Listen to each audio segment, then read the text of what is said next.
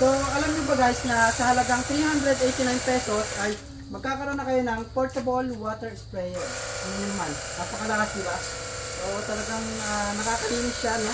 Dahil na kung kayo ay may mga motor, no? Hindi nyo na kailangan pumunta sa car wash station, no? Dahil meron na kayong portable water sprayer, no? Di battery siya, guys, no?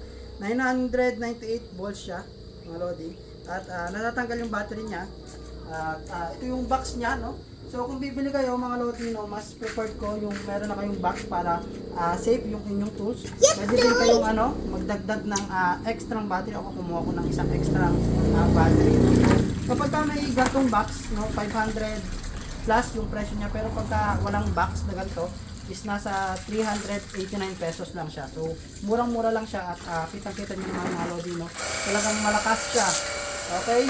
No, then yan, may sabon pa yan, may sabon yung una kong nilagay. So tingnan niyo dito.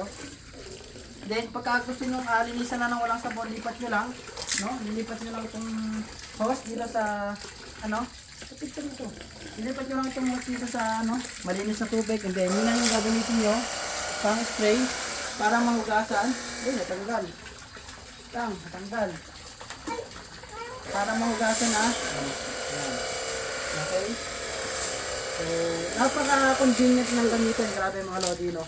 Tapos, ayan, meron siyang dito, palitan kung ano yung gusto mong type na pang spray, no? So, ito yung pinakamalakas, yan, 0, no? Tapos, syempre, pagka gagamitin nyo, make sure nyo na, nakakabit itong filter niya, no? Para, pagka nilagay nyo sa tubig at may mga dumi-dumi dyan na maaari pumasok dito, is hindi makasira sa gamit natin. Okay? So, meron din siyang mga kasamang iba't ibang klaseng filter dito or yung magpalakas ng spray. And then, syempre may charger siya. No? So, ayan, may charger siya. Kaya, kung ano pang hinintay mo, mag-check out ka na para hindi mo na kailangan pumunta sa car wash station at maglinis ka na ng iyong sariling motor, kotse o kung ano gusto mong linisin sa inyong bahay.